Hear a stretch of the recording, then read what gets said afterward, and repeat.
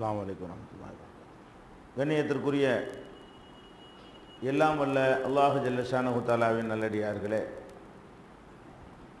மறுமையிலே நாம் வெற்றி பெறுவதற்கு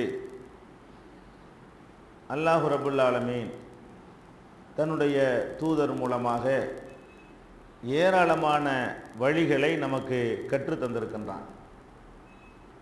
அதில் தொழுகை, நோன்பு போன்ற வணக்கங்களில் மாத்திரம்தான் நம்மவர்கள் கவனம் செலுத்துகிறார்களே தவிர, இது தவிர இன்னும் பல காரியங்கள் இருக்கின்றன.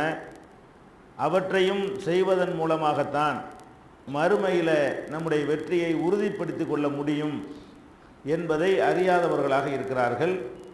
அந்த வகையில்தான் கடந்த சில வாரங்களாக அதுபோன்ற நம்ம விடுபட்டிருக்கின்ற, எதில் அலட்சியம் காட்டுகிறோமோ அது போன்ற வணக்க வழிபாடுகளை, அது போன்ற நல்லறங்களை நாம் அறிந்து வருகிறோம்.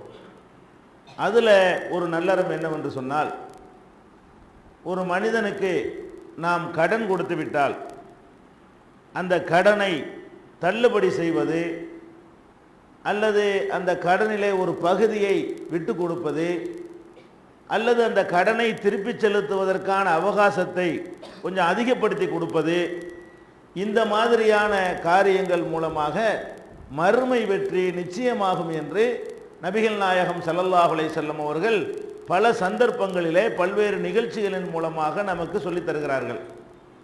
திருமறை குர்ஆனில் கூட அல்லாஹ் சொல்லுகிறான், ஒயின்கான து உஸ்ரத்தின் ஃபநதிரத்துன் இலா மைஸரா.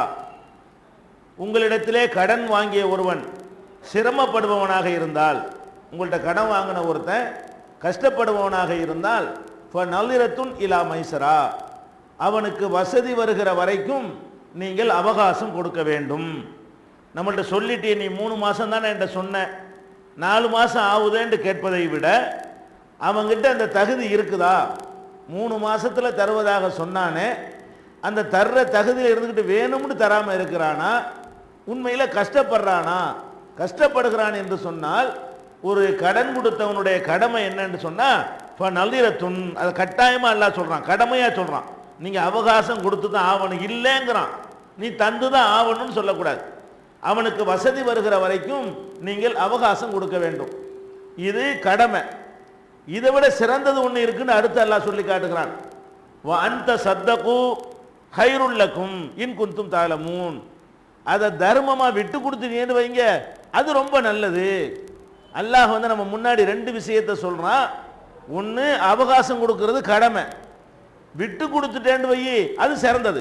இன் குந்தும் தாலமூன், நீங்கள் இதை புரிந்து கொள்ளக்கூடியவர்களாக இருந்தால், ஒன்று அவகாசம் கொடுங்க இல்லாதவனுக்கு, அல்லது அவனுக்கு இல்லைன்னு தெரிஞ்சா, சரி போப்பா நீ தர வேண்டியதில்லை, கடன் தானே வாங்கினேன், நான் கேட்க மாட்டேன், விடு, நான் மன்னிச்சிட்டேன் அப்படின்னு சொல்லி நம்மிடத்தில் வாங்கிய கடனை மன்னித்து விடுவது உங்களுக்கு சிறந்தது என்று அல்லாஹ் சொல்கிறான். இது அறிய மாட்டீர்களான்னு கேட்குறான். இது சாதாரண விஷயம் நினச்சிக்கிட்டு இருக்கிறீங்களா? இதை கூட நீங்கள் விளங்க மாட்டீங்களா? இது எவ்வளோ பெரிய நல்ல காரியம்னு தெரியுமா? இன்குந்தும் தாலமூன், இதை நீங்கள் அறிஞ்சிருந்தால் நீங்கள் செய்யாமல் இருப்பீங்களா என்று அல்லாஹ் ரப்புல் ஆலமீன் திருமறை குர்ஆன் மூலமாக இந்த வாங்கிய கடனை விட்டு தருவது, அவகாசம் தருவது அல்லது குறைச்சி வாங்கிறது என்பதை ஒரு சிறந்த அறமாக நமக்கு சொல்லி காட்டுகிறான். நபிகள் நாயகம் ஸல்லல்லாஹு அலைஹி வஸல்லம் அவர்கள் சொன்னார்கள், மன் அன்லர முஅசிரன் அவ் வலா அன்ஹு, யார் ஒருத்தன் வாங்கிய கடனை திருப்பி செலுத்த முடியாமல் சிரமப்படுகிறவனுக்கு அவகாசம் தருகிறானோ அல்லது தள்ளுபடி செய்கிறானோ, ஒன்று அவகாசம் கூட இல்லைன்னா தள்ளுபடி செய், இந்த 2இல் ஒன்றை யார் செய்கிறானோ அவனுக்கு அர்ஷுடைய நிழலில் அல்லாஹ் நிழல் தருவான். இன்னொரு ஹதீஸில் ஒரு 7 பேருக்கு அல்லாஹ் அர்ஷுக்கு கீழே நிழல் தருவதாக சொன்னார்கள் ரசூல் ஸல்லல்லாஹு அலைஹி வஸல்லம் அவர்கள். அந்த 7ஓட இவன் தனியாக இவனை சொல்கிறாங்க ரசூல் ஸல்லல்லாஹு அலைஹி வஸல்லம் அவங்க. யார் ஒருத்தன் வாங்கின கடனை தள்ளுபடி செய்கிறானோ அல்லது அவகாசம் கொடுக்குறானோ, நிழலே இல்லாத மஹ்ஷர் மைதானத்தில் நம்மெல்லாம் நிறுத்தப்பட்டு மஹ்ஷரில் விசாரிக்கப்படுவோம். ஒரு நாள் அந்த விசாரணை நடக்கும். சொர்க்கமோ நரகமோ முடிவாகி இருக்காது. சூரியன் தலைக்கிட்ட வந்து நிற்கும், வேர்த்து கொட்டும், அந்த அளவுக்கு தாகம் கடுமையாக நாக்க வரட்டும். அவ்வளோ பெரிய கடினமான நேரத்தில் எங்குமே நிழல் இருக்காது, வெட்டவெளி பொட்டலாக இருக்கும். அப்போ நிழலே இல்லாத அந்த ஒரு நாளில், இந்த ஒரு நாளுங்கிறது நம்ம ஒரு நாள் இல்லை, அல்லாஹ்விடத்தில் ஒரு நாள் என்பது 50,000 வருஷத்துக்கு சமமானது. 50,000 வருஷம் அளவுக்கு நீண்டு இருக்கக்கூடிய அந்த ஒரு நாளில் நிழலுக்கு நம்ம அலமோதுவோம்.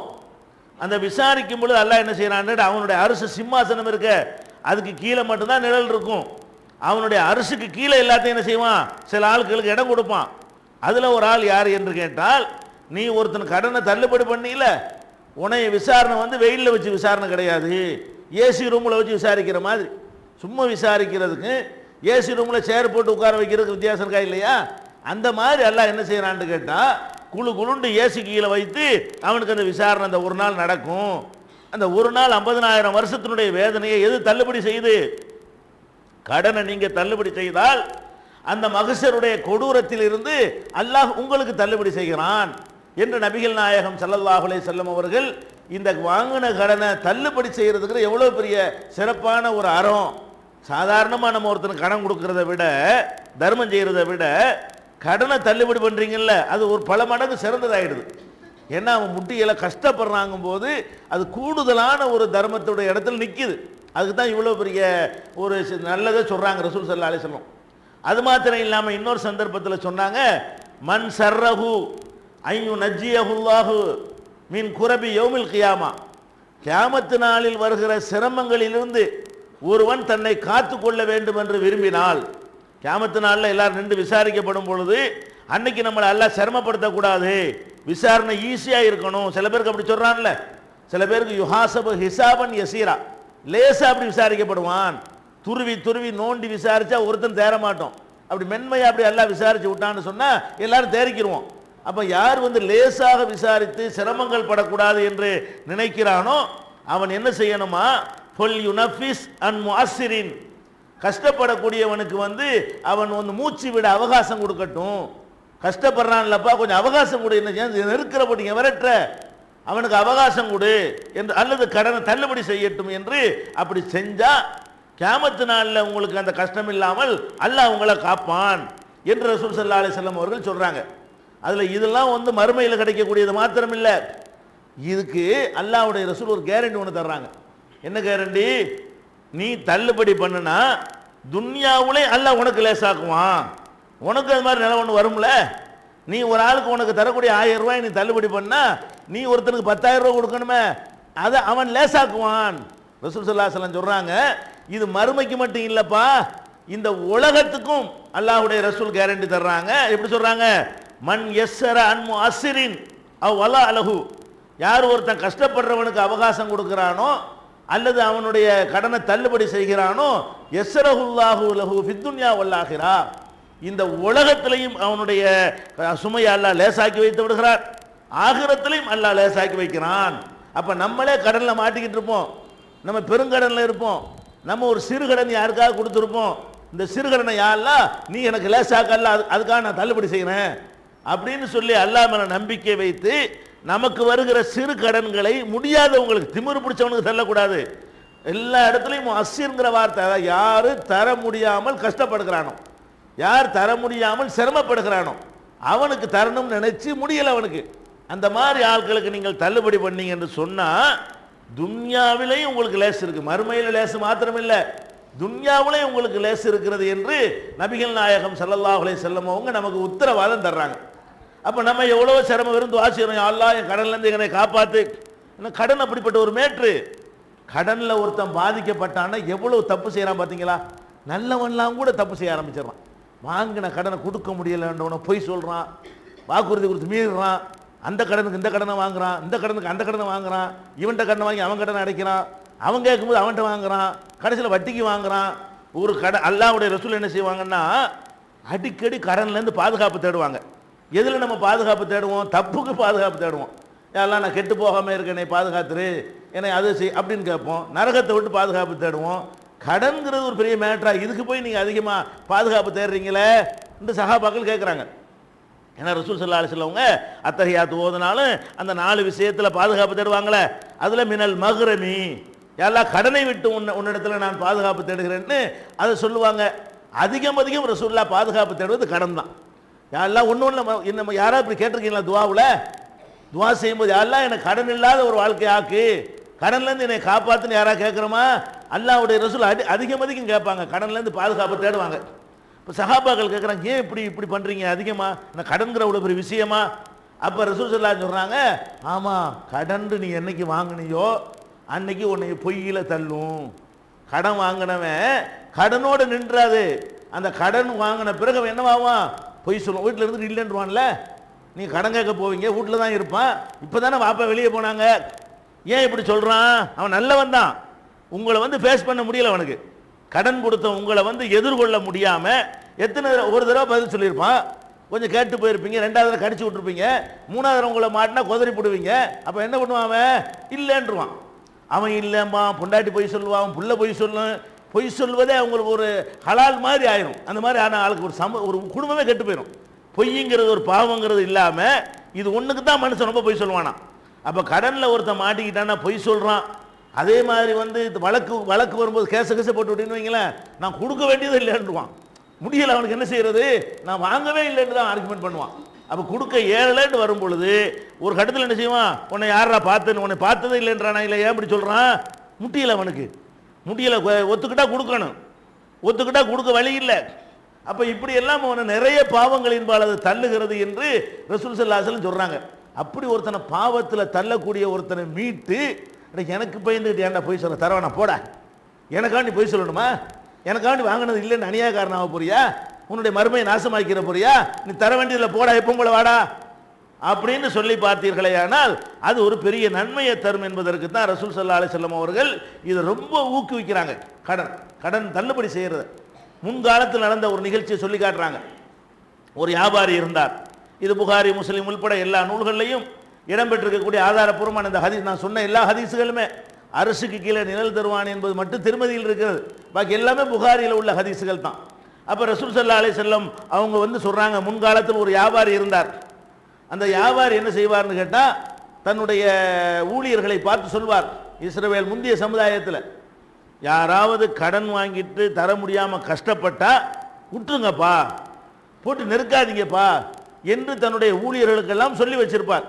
கடன் கொடுப்பாரு, தர முடியலன்னு நல்லா தெரிஞ்சா போட்டு நெருக்கக்கூடாது என்பதை அவருடைய ஊழியர்களுக்கெல்லாம் அறிவுரையாக சொல்லி வைத்திருந்தார். அவருடைய மரணித்து விட்டார். மரணித்த உடனே அவருடைய உயிர்களை வந்து மலக்குகள்லாம் கைப்பற்றிக்கிட்டு போகிறாங்க. அப்போ அந்த உயிரோடு உரையாடல் நடக்குது. சரிப்பா, நீ வந்து உன்னை பிடிச்சிட்டோம், இப்போ நீ செஞ்ச நல்ல அமல்கள் இருந்தால் சொல்லு.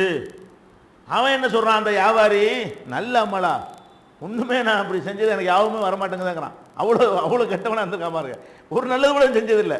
நீ செஞ்ச நல்ல காரியங்கள்லாம் பட்டியல் போடு, ஒன்றுமே யாபத்துக்கு வரல, நல்லா யோசிச்சு பார்ப்பா, ஏதாவது யாபத்துக்கு வரும் அப்படின்னு மலக்குகள்லாம் சொல்கிறாங்களாம்.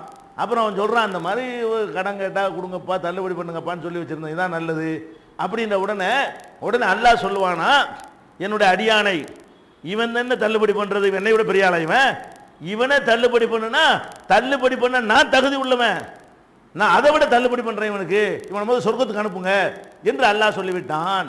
அப்போ நீ தள்ளுபடி, நீ 100 ரூபாய் தள்ளுபடி பண்ணினா உன் பாவத்தை தள்ளுபடி பண்ணுற எனக்குண்டா பெரிய விஷயமாடா, போ சொர்க்கத்துக்கு என்று இவன் என்னோட போட்டி போடுறான். இவன் தள்ளுபடி செஞ்சு நான் அவனுக்கு மேலே தள்ளுபடி செய்கிறேன், அல்லாஹ் என்ன செய்கிறான், இவனை விட நான் தள்ளுபடி செய்கிறேன் என்று அல்லாஹ் சொன்னான். அல்லாஹ் ரசூல் ஸல்லல்லாஹு அலைஹி வஸல்லம் அவர்கள் இந்த சம்பவத்தை சொல்லி காட்டுறாங்க. அப்போ நம்ம ஒருத்தனுக்கு தள்ளுபடி செய்கிறதுனால இத்தனைக்கு பாருங்கள், யார் இவன் பெரிய நல்லறங்களை குவித்து கொண்டவன் கிடையாது, இவனுக்கே யாபம் வர மாட்டேங்குது, என்னடா செஞ்சிருக்கான்னு கேட்டால் ஒன்றுமே யாபம் இல்லையாங்கிறான். அந்த மாதிரியாக இருக்கிற ஒருத்தன் கூட இந்த இறக்கப்பட்டு வாங்க கஷ்டப்பட்டு தானே தரமா முடியலைங்கிறான், போயிட்டு போகிறான் என்று நினைச்சா பாருங்க. அந்த இறக்க குணம், அந்த இறக்க குணம் வந்து அவனை எங்கே கொண்டு சேர்க்குது, சொர்க்கத்தில் கொண்டு சேர்க்குது. அவனை கொஸ்டினே இல்லாமல் ஆக்கிறான்ல. இவன்கிட்ட என்ன கேள்வி கேட்கறது, இவனை கேள்வி இல்லாமல் தள்ளுபடி பண்ணி விட்டுருக்கான், நான் ஏன் இவனை போய் கேட்க போகிறேன் அப்படின்னு சொல்லி அல்லாஹ் எடுத்துக்கொள்றான் என்றால் இது எவ்வளோ பெரிய விஷயம். இது அந்த காசுன்னு வரும்போது மட்டும் நம்ம அப்படி இருக்க மாட்டோங்கிறோம். இத்தனை நல்லறங்கள்லாம் செய்கிறோம், நல்லா தெரியும். 100 ரூபா வாங்கிட்டு போய்ட்டு அந்த 100 ரூபாய்க்காக வேண்டி அவனை போட்டு வருஷ கணக்கில் விரட்டுற ஆட்கள்லாம் இருக்காங்க. அந்த 100 ரூபாய் தள்ளுபடி பண்ணால் அவனுக்கு குடிமொழிக்கு போயிடாது. 200 ரூபா 1000 ரூபாய்க்காக வேண்டி ஒருத்தனை போட்டு அவனை நச்சு அவன் செத்து சுண்ணாம்பா போகிற அளவுக்கு ஆக்கிறோம். முடியலைன்னு தானே ஒருத்தன் மனசு இல்லைங்க, நான் போயிட்டு போடா அப்படின்னு சொல்ல மனசு வர மாட்டேங்குது காசு விஷயத்தில். அதை ஜெயிக்கிறீங்களா, அதுக்காக கூட அந்த தரஜா இருக்கலாம். அது ஜெயிக்க முடியாத ஒரு விஷயம். காசு உசுர வேண்டாலும் கொடுப்பான், காசு கொடுக்க மாட்டான். அந்த மாதிரி இருக்கிறதுனால மனிதன் வந்து எதை வந்து ஜெயிக்க முடியாமல் திணறானோ அதில் ஒருத்தன் ஜெயிச்சால் அதுக்கு பரிசு கொடுக்கத்தானே வேணும். அதனால அல்லாஹ் ரப்புல் ஆலமீன் இப்படி ஒரு அந்தஸ்தை கொடுக்குறான். நபிகள் நாயகம் ஸல்லல்லாஹு அலைஹி வஸல்லம் அவர்கள் வீட்டில் உட்கார்ந்துருக்கிறாங்க. உட்கார்ந்துருக்கும் போது பள்ளி வாசலில் வச்சு பயங்கர சண்டை நடக்குது ரெண்டு பேருக்கு மத்தியில். காபு ரலியல்லாஹு அன்ஹு அவங்களுக்கு அப்துல்லாஹ் இப்னு அபி ஹதரத்துங்கிற ஒரு சஹாபி, ரெண்டு பேரும் சஹாபாக்கள் மோதி சண்டை பிடிச்சிக்கிட்டு இருக்கிறாங்க. பயங்கரமான சத்தம் வருது. பள்ளி வாசலில் சத்தம் போட்டால் ரசூலுல்லாஹ்வுடைய வீட்டு கேட்கும். ஒட்டி தானே இருக்கு வீடு. உடனே ரசூல் ஸல்லல்லாஹு அலைஹி வஸல்லம் வந்து வெளியே வர்றாங்க. என்னப்பான்னா, இவர் காபுங்கிறவர் இந்த இப்னு அபு ஹதரத்துங்கிறவருக்கு கடன் கொடுத்துருக்கிறார். அந்த ஆள் என்ன பண்ணுறாரு, அட கடன் தந்துடுறாப்பா, ஒரு பாதி வாங்கிட்டு விட்டுரு, எனக்கு முடியலை, கொஞ்சம் தான் எனக்கு தர முடியும் அப்படின்னு அவர் கோரிக்கை வைக்கிறாரு. எல்லாத்தையும் எண்ணி வை, இப்போ எண்ணி வைக்கணும் அப்படின்னு இவர் பேசிக்கிட்டு இருக்கிறார். இதுதான் மேட்ரு. இவர் கடன் கொடுத்தவர் காபு, கடன் வாங்கினவர் அப்துல்லாஹ் இப்னு அபு ஹதரத். அப்போ ரெண்டு பேருக்கு மத்தியில் இந்த சண்டை நடந்த ரசூல் ஸல்லல்லாஹு அலைஹி வஸல்லம் பார்த்துட்டு என்ன சண்டையில் பேசுகிறாங்கன்னு வச்சு விளங்கிக்கிறாங்க. விளங்கிட்டு என்ன செய்கிறாங்க, ஓய் காபு கூப்பிட்றாங்க. என்ன ரசூல்லான்னு கேட்குறாரு. இப்படி விரலை காட்டி இப்படி பிடிக்கிறாங்க, பாதையை தள்ளுபடி பண்ணுங்கிறாங்க. அப்படி சொல்கிறாங்க, ஒரு விரல் இப்படி காட்டி அப்படிங்கிறாங்க. அல்லாஹ்வுக்கு நான் தள்ளுபடி செஞ்சிடறேன். அவருக்கு அதான் மேட்ரு நடக்குன்னு தெரியுது. இவர் பாதி தான் கொடுத்துருவார் போல தெரியுது. இவர் முழுசுனா வேணுங்கிறாரு. ரசூல் ஸல்லல்லாஹு அலைஹி வஸல்லம் பார்த்துட்டு என்ன செய்கிறாங்க, இறங்கி வந்து பாதியை தானே தள்ளுபடி செய்ய சொல்கிறான், பாதி தள்ளுபடி பண்ணி பாதி வாங்கிட்டு போ, இது என்ன ஒரு மேட்ரான்னு சொல்லி அப்படி சைகையில் தான் சொன்னாங்க. அவர் என்ன பண்ணிட்டாரு, அல்லாஹ்வுடைய உடனே செஞ்சிடறேன், நீ பாதியை கொடுப்பா என்று வாங்கி கொண்டார். அப்போ இது எதுக்கு இவ்வளோ முக்கியத்துவம் கொடுக்குறாங்க? இது ஒரு நல்ல ஒரு காரியம். இது மாதிரி உள்ள நம்ம தலையிட்டு கூட என்ன செய்யலாம். ஏன் வாங்கின கடனை நம்ம நடுவில் நுழைஞ்சி ரெண்டு கடங்காரங்க இருந்தாங்கன்னா உனக்கு என்னப்பா முடியும், நீ என்னப்பா விட்டு கொடுக்குற, அப்படி பேசி காம்ப்ரமைஸ் பண்ணி அது மாதிரி கூட செய்யலாங்கிறதுக்கு இது ஆதாரம் இருக்குது. அந்த உதவி நமக்கு நன்மை கிடைக்கும். அந்த மாதிரி ஒருத்தனுக்காக நம்ம உதவி செஞ்சோம்னு சொன்னால் அது மாதிரியான நன்மைகளை அல்லாஹ் கொண்டு சேர்ப்பான் என்பதற்கு இந்த ரசூலுல்லாஹ்வுடைய அந்த அக்கறை ஒரு காரணமாக இருக்கிறது. இதே மாதிரி இன்னொரு சந்தர்ப்பத்தில் பள்ளிவாசலில் இதே மாதிரி நடக்கிறது. பள்ளிவாசலில் தான் எல்லாரும் சந்திப்பாங்க. சந்திப்புலாம் அங்கே பள்ளிவாசலில் டெய்லி வருவாங்க. பள்ளிவாசல்லாம் ஒருத்தர் பார்த்து கொள்வாங்க. அதனால கொடுக்கொள்வாங்க எல்லாமே அங்கே தான் என்ன செய்யும், பார்த்தோன்னே சண்டையை பிடிச்சி கேட்க ஆரம்பிச்சிருவாங்க. அப்போ இதே மாதிரியான ஒரு சண்டை பள்ளிவாசலில் வச்சு நடக்கிறது. அப்போ ரசூல் ஸல்லல்லாஹு அலைஹி வஸல்லம் அவங்க என்ன செய்கிறாங்க, பார்த்துட்டு இருக்கிறாங்க. அவர் ஒரு ஆள் வந்து கொஞ்சம் சலுகை கேட்குறாரு, கொஞ்சம் அவகாசம் கேட்குறாரு, கொஞ்சம் மென்மையாக நடந்துக்கப்பான்னு கேட்குறாரு. கடன் கொடுத்தவர் என்ன செய்கிறாரு, அதெல்லாம் ஒரு நூல் கூட விட்டு தர முடியாது, முழுசுந்தான் வேணும், டைம்லாம் இனிமேல் உனக்கு கிடையாது, இன்னைக்கு தான் தரணுன்னு அவர் டைமும் கொடுக்க மாட்டேங்கிறாரு, தள்ளுபடியும் கொடுக்க மாட்டேங்கிறாரு. அவர் கொஞ்சம் கடுமையாக சொல்லி கொண்டே இருக்கிறார். ஒரு கட்டத்தில் என்ன செய்கிறாருன்னு கேட்டால் வல்லாஹி லா அஃஅலுங்கிறார். அல்லாஹ் மேலே சத்தியம் பண்ணி சொல்லிவிட்டேன், இது இனிமேல் செய்ய முடியாது, உனக்கு தலகெல்லாம் தர முடியாது, குறைக்கவும் மாட்டேன், அவகாசம் தரவும் மாட்டேன், இது அல்லாஹ் மேலே சத்தியம் அப்படின்னு சொல்லிட்டாரு. ரசூலுல்லாஹ்வுக்கு பயங்கரமான கோபம் வந்துருச்சு. உடனே வெளியே வந்து நல்ல காரியம் செய்ய மாட்டேன்னு அவன் எமப்பா அல்லாஹ் மேலே சத்தியம் செஞ்சது, அல்லாஹ் மேலே சத்தியம் செஞ்சு நல்ல காரியத்தை செய்ய மாட்டேன்னு சொன்னாலும் யாரு அப்படின்னு பயங்கரமான ஒரு சத்தத்தில் ரசூல் ஸல்லல்லாஹு அலைஹி வஸல்லம் கேட்குறாங்க. அவருடைய அந்த நான் தான் ரசூலுல்லாஹ்ன்ற உடனே நீ நல்ல காரியம் செய்ய மாட்டேன்னு இப்படிலாம் செய்யாத, இல்லை அவர் என்ன தர்றது வாங்கிக்கிறேன்னா அதை உடனே ரசூலுல்லாஹ் கோவிச்சுட்டான்னு என்ன செய்கிறார் அவர், இல்லை அவருக்கு தர்றதை தர சொல்லுங்க, அதை நான் வாங்கிட்டு நான் விட்டுறேன் அப்படின்னு சொல்கிறாரு. அப்போ ரசூல் ஸல்லல்லாஹு அலைஹி வஸல்லம் அவங்க எதுக்காக இதில் கவனம் செலுத்துகிறாங்க, சத்தம் கூட போட்டுமே. அப்போ ஒரு மனிதன் கடனாளியாக இருக்கிறவனுக்கு வந்து நீங்கள் கேட்குறது உங்களுக்கு உரிமை இருந்தாலும் அந்த கடன் கேட்கறது கடுமையான முறையில் வசூலிக்குவதற்கு அந்த அனுமதி கொடுக்கப்பட்டிருந்தாலும் இதுவும் மார்க்கத்தில் உள்ளது. இந்த அறிவுரைகளை நம்ம சொல்லணும். நீ வாங்கினில சில பேர் நம்ம ஜட்ஜ்மெண்ட் பண்ண போவாங்க. சில ஆளுக்கு கடன் விஷயத்து பஞ்சாயத்து வந்துருச்சுன்னு சொன்னால் நீ வாங்கினில 1000 ரூபா நீ கொடுத்தானே ஆகணும் அப்படின்னு சட்டம் பேசுவாங்க. அப்படி பேசுகிறத விட எப்போ கொஞ்சம் குறைச்சி வாங்கிட்டேன் என்னப்பா முடியலைங்கிறான்ல ஒருத்தன், அதையும் நம்ம பார்க்கணுமா இல்லையா? இல்லாமல் தானே இருக்கிறான். வாங்கின உனக்கு 1000 தான் தரணும், பேப்பர் பிரகாரம் 1000 தான் தரணும், சட்டப்படி 1000 தான் தரணும். ஏழலைங்கிறான்ல அவன் 500 தானே வச்சிருக்காங்கிறான், 500 வாங்கிக்க, அதில் 3 மாதம் கழிச்சு தர்றேங்கிறான்ல, அப்போ வாங்கிக்க நீ அப்படின்னு நம்ம சொல்லாமல் என்ன செய்யறோம், அந்த பேப்பரை நம்ம அந்த நிலையில் நம்ம என்ன பண்ணுவோம், நம்ம எதை விரும்புவோம்னு நினைக்காம இந்த தீர்ப்பு சொல்கிறோன்னு போகிறவங்க கூட என்ன பண்ணிடுறாங்க, இந்த மாதிரி எல்லாம் பண்ணுறதை பார்க்குறோம். அப்போ கடன் விஷயத்தில் தலையிடும் பொழுது அப்படி நூல் பிடிச்ச மாதிரி எல்லாம் தலையிடக்கூடாது. யாராவது தலையிட்டோம்னு சொன்னால் அந்த கஷ்டப்படுறவனுக்கு உதவுற மாதிரி தலையிடணும். இவனுக்கு அறிவுரையை சொல்லணும், உனக்கு மறுமையில் நல்லா இருக்குப்பா, எல்லாம் நிறைய தருவான், அந்த ஹதீஸ்கள்லாம் சொல்லி உனக்கு இம்மையிலே எல்லாம் கூட நிறைய உதவி தருவான். நீ 500 ரூபா தள்ளுபடி பண்ண நான் விட்டுற போகிறான், உனக்கு 500க்கு 5 லட்சம் தருவான், 50,000 கூட எல்லாம் தருவான், உன் சுமையை குறைக்குவான் அப்படிங்கிற மாதிரி எல்லாம் சொல்லி அவனை வந்து மறுமைக்காக அதை விட்டுத்தரக்கூடியவனாக மாற்றினா அதில் நமக்கு கூட ஒரு பங்கு கிடைச்சிருது, நமக்கு கூட அதில் ஒரு லாபம் கிடைச்சிருது. இந்த மாதிரி ஒரு உதவி செஞ்ச ஒருத்தனுக்கு காப்பாற்றி விட்டான், அப்போ இந்த மாதிரி எல்லாம் செய்யக்கூடிய ஒரு நல்லறங்கள் வந்து அறவே எடுபட்டு போயிடுச்சு. எந்த அளவுக்கு போயிடுச்சு? முஸ்லீம் சொல்லிட்டு வட்டி வாங்குறான். சும்மாவே கடன் கொடுக்க சொல்ல ஒரு மார்க்கத்தில், கொடுத்த கடனையும் தள்ளுபடி பண்ண முடிஞ்சா தள்ளுபடி பண்ணுன்னு சொல்லக்கூடிய ஒரு மார்க்கத்தில் நாங்களும் முஸ்லீம் சொல்லி கொண்டு என்ன செய்யறோம்? கொடுத்ததையும் வாங்கிட்டு மேற்கொண்டு வட்டி வாங்கக்கூடியவர்களாக இந்த சமுதாயத்தில் உள்ளவர்கள் இருந்தால் எப்படி வெற்றி பெறுவாங்க? அப்போ இந்த வட்டியிலாம் நம்ம மூழ்காமல் இருக்கிறதுக்கு இந்த மனப்பான்மை நம்மளை காப்பாற்றும். இப்போ வட்டிக்கு எப்படி வரும் தெரியுமா? கொடுத்ததும் நெருக்கடியாக கேட்டுருக்கிறவன்லாம் ஒரு கட்டத்தில் வட்டியில் போய் நின்றுவான். கொடுத்தது தள்ளுபடி பண்ணி பழவுன்னா வட்டிக்கு போகவே மாட்டான். கொடுத்ததுல 100 ரூபா தள்ளுறோம், எப்படி வட்டி வாங்குவான்? அந்த வட்டிங்கிற ஒரு பேராபத்தில் விழாமல் இருக்கிறதா இருந்தால் கூட நம்ம கொஞ்சத்தையாவது ஒரு 50 ரூபா குறையுது, நாளைக்கு தட்டுமாமா உடுப்பு 50 ரூபா குறையுது, முடிஞ்சிச்சு கணக்குன்னு சொல்லணும். ரசூல் ஸல்லல்லாஹு அலைஹி சொல்றாங்க, ரஹிமல்லாஹு ரஜுலன் சமஹன், பெருந்தன்மையாக நடக்கிற ஒரு மனிதனுக்கு அல்லாஹ் ரஹமத் செய்வானாக. ரசூலுல்லாஹ்வுடைய எவன்கிட்ட போய் துஆ செய்யுங்கன்னு கேட்குறோம். ஒரு ஆளுக்கு ரசூலுல்லாஹ் துஆ செய்கிறாங்க, அவங்கள வாலண்டியராக செய்கிறாங்க. ஒரு மனிதனுக்காக வேண்டி அல்லாஹ் இவனுக்கு ரஹமத்து செய்யி, இவனுக்கு அருள் புரி என்று சொல்லி அட்வான்ஸாக நபி ஸல்லல்லாஹு அலைஹி வஸல்லம் அவர்கள் நமக்கு துஆ செய்திருக்கிறார்கள். யாருக்கு? ரஹிமல்லாஹு ரஜுலன் சமஹன், யார் ஒருவன் பெருந்தன்மையோடு. எதுல எல்லாம் பெருந்தன்மை? 3 விஷயத்தை சொல்றாங்க. இதா பா, விற்கும் பொழுது, ஒ இதஸ்தரா, வாங்கும் பொழுது, ஒ இதக்தலா, கடனை கேட்கும் பொழுது, யாரெல்லாம் பெருந்தன்மையாக நடக்கிறானோ அவனுக்கெல்லாம் யா அல்லாஹ் அருள் புரிவாயாக. ஒரு பொருளை விற்கிறோம், விற்கும் போது என்ன, நம்ம ஒரே நூல் பிடிச்ச மாதிரிலாம் இருக்கக்கூடாது. ஏதோ குறைச்சி கேட்குறான், அவனு இதாக தெரியுது. அல்லது கரெக்டாக 1 கிலோ நெருக்குறீங்க, அப்படி முள்ள கொண்டு போகிற 10 கிராம் தள்ளி நிற்கிது, போயிட்டு போகுது. நீ 980 கிராம் கொடுக்குறதுக்கு பேர் 1020 கிராம கொடு. பெருந்தன்மையாக கொஞ்சம் நடந்து பாரு, ரஹமத் செய்வான் அல்லாஹ், உனக்கு அருள் பண்ணுவான். அப்போ விற்கக்கூடிய நேரத்தில் என்ன செய்யணும்? அப்படி ஒரு பெருந்தன்மையாக நடந்து கொள்ள வேண்டும்.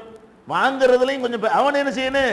சரி 50 காசு பரவாயில்ல வச்சுக்கிறேங்க, பிரச்சனை இல்லை, அதனால பரவாயில்லைங்க, ஒரே ஒரு கத்திரிக்காய் குறையுது, அதனால பிரச்சனை இல்லை அப்படின்னு அவன்டே அந்த பெருந்தன்மை வரணும். வாங்கும் பொழுது விற்கிறவன்டை பெருந்தன்மை வந்து, கடனை வசூலிக்கிறீங்கல்ல, அதில் எவ்வளவுக்கு பெருந்தன்மை காட்ட முடியுமோ அவ்வளோ காட்டுங்க. அப்படி 3 விஷயங்கள்ல யார் பெருந்தன்மையாக நடந்து கொள்கிறார்களோ அவர்களுக்கு அல்லாஹ் ரஹமத் செய்வானாக, அல்லாஹ் அருள் புரிவானாக என்று நபி ஸல்லல்லாஹு அலைஹி வஸல்லம் அவர்கள் துஆ செய்திருக்கிறார்கள். இதையும் நம்ம கவனத்தில் கொள்ள வேண்டும்.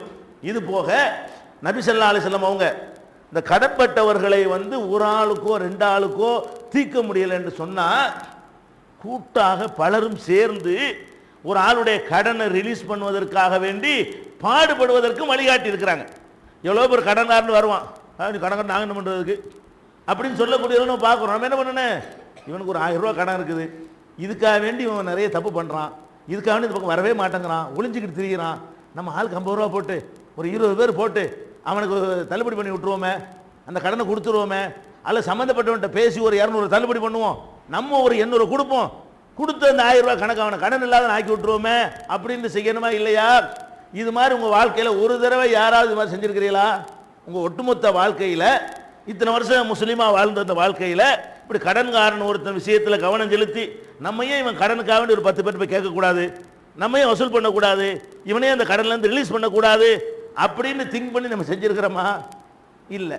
ரசூல் ஸல்லல்லாஹு அலைஹி வஸல்லம் செய்கிறாங்க, ஒரு ஆள் கடன் வாங்கிட்டு மூழ்கி போயிட்டார், டோட்டலாக 0, விவசாயம்னா அடிபட்டு போச்சு, விளைஞ்சவன தரேன்னு கடன் வாங்கி விட்டாரு, விளையலை. இப்போ என்ன பண்ணுவான் அந்த ஆள்? ரசூலுல்லாஹ்ட்ட வந்து முறையிட்டவொன்னே கடன் கொடுத்தாலாம் கூப்பிட விட்றாங்க, இந்த பார்ப்பா ஒன்றும் இல்லாமல் போயிடுச்சு. அந்த ஆள் என்ன பண்ணுவான்? விவசாயம் தானே பண்ணா, விவசாயத்தில் கிடைக்காட்டு என்ன செய்வான்? தள்ளுபடி பண்ணுங்கிறாங்க, மாட்டேங்கிறான் அந்த ஆள், முடியாது, தள்ளுபடிலாம் செய்ய முடியாதுன்னு. உடனே ரசூல் ஸல்லல்லாஹு செய்கிறாங்க, இந்த ஆளுக்கு பாதிக்கப்பட்டிருக்கிறாரு, எல்லாரும் உங்களால் ஏண்டதெல்லாம் கொண்டு வாங்கங்கிறாங்க. அங்கனுக்குள்ள கலெக்ஷன், அங்கனே வசூல் நடக்குது. வசூல் நடத்தி மொத்தமாக வந்தால் அப்போ கூட இந்த கடன்காரர்களுக்கு எவ்வளோ கொடுக்கணுமோ அவ்வளோ தேரலை, கொஞ்சம் குறையுது. ரசூல் ஸல்லல்லாஹு என்ன பண்ணிட்டாங்க? ஜனாதிபதிங்கிற முறையில் ஜட்ஜ்மெண்ட் என்ன பண்ணுறாங்கன்னா, இவன்ட்டு உள்ளே தான் தரையலும், நாங்களும் வசூல் பண்ணி பார்த்துவிட்டோம், உனக்கு 10,000 ரூபா தரணுமா, 6,000 ரூபா தான் இருக்குதா, இதான் போ தள்ளுபடி பண்ணிட்டு போ, நீ தள்ளுபடி பண்ணாட்டாலும் இவன் தர வேண்டியதில்லை போ அப்படின்றாங்க. அப்போ முடிஞ்சது தானே தருவான், முடியாது எப்படி தருவான், இதுக்கு மேலே உனக்கு ஒன்றும் கிடையாது, தர முடியாது, என்ன செய்வா போ அப்படின்னு சொல்லிடுறாங்க. அப்போ அந்த மாதிரி முடியாத ஒருத்தனுக்காக ஒரு அரசாங்க தலைவர் என்ற முறையில் தலையிட்டு இவ்வளவுதான் தர இயலும், அவர் தான் இருக்குது, அவங்ககிட்ட இல்லை, இத்தனைக்கு நம்ம வசூல் பண்ணி அவ்வளோதான் தேறி இருக்குது அப்படின்னு சொல்லி பவரை பயன்படுத்தி கூட என்ன செய்கிறாங்க? அந்த கடனை தள்ளுபடி பண்ண பார்க்குறாங்க, ப்ளஸ் வசூல் பண்ணி கொடுக்குறாங்க. அப்போ இந்த மாதிரி எல்லாம் இந்த கடன்கிற விஷயத்தில் கொஞ்சம் கூடுதலாக கவனம் செலுத்துங்க. கடன்பட்டவர்கள் படுற அந்த வர்ற கடிதங்களும் அவங்களுடைய கோரிக்கைகளும் அது ஒன்றும் கேட்க முடியல, வட்டியில் போய் மாட்டிட்டோம், அப்படி பண்ணிட்டோம், ஒன்றும் செய்ய முடியல, எங்களால் மீள முடியல அப்படின்னு வரக்கூடிய கோரிக்கை ஒரு பக்கம் பார்க்குறோம். ஆனால் கடன் விஷயத்தில் உதவுறவர்கள்ட்ட 1% கூட ஒரு ஆர்வமற்றவர்களாக இருக்கிற இன்னொரு பக்கத்தை நம்ம பார்க்கிறோம். அதனால மறுமையில் வெற்றி பெற்று தரக்கூடிய, இம்மையிலும் நமக்கு சலுகைகளை பெற்று தரக்கூடிய இந்த பணிகளையும் நம்ம செய்து மறுமை வெற்றியை உறுதி செய்து கொண்டவர்களாக அல்லாஹ் நம்மை ஆக்குவானா.